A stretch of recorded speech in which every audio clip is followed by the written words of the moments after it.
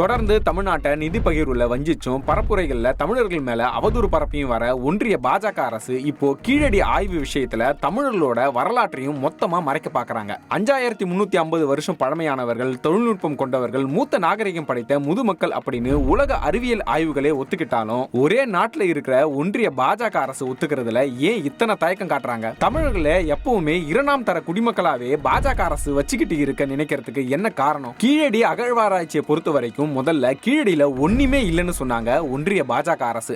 ஆனா திமுக அரசு தொடர்ந்து அழுத்தம் கொடுத்து வந்தது. ஒரு கட்டத்துல அதிகாரியே இடம் மாத்தினாங்க ஒன்றிய அரசு.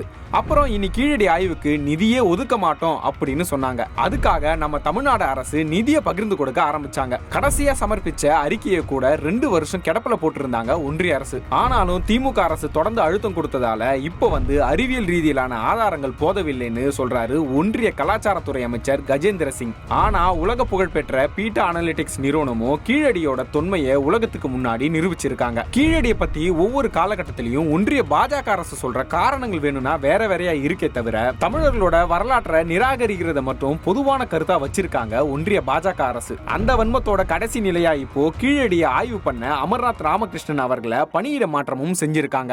ஆனா ஒன்னு சொல்லணும், கீழடியில கழிப்பறைகளும் சாக்கடை வசதிகளும் இருந்ததை கண்டுபிடிச்சிருக்காங்களே தவிர மத அடையாளமோ கடவுளுக்கான குறியீடுகளோ எதுவுமே இல்ல.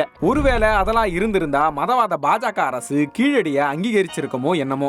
ஆனா மறந்துடாதீங்க, வரலாறும் அது சொல்ற உண்மையும் உங்களோட கீழ்த்தர அரசியலுக்காக காத்திருக்காது. பூனை கண்ணை மூடிட்டா உலகம் இருண்டு போச்சுன்னு நினைக்கிற மாதிரி நீங்களே சுய கனவுல மிதக்கலாம். ஆனா 1000 கைகள் மறைச்சாலும் மறையாத சூரியன் மாதிரி தமிழர்களோட தாய்மடியான கீழடி வரலாற்றையும் உங்களால மறைக்க முடியாது. அது மக்களுக்கானது, மக்களிடமே போய் சேரும்.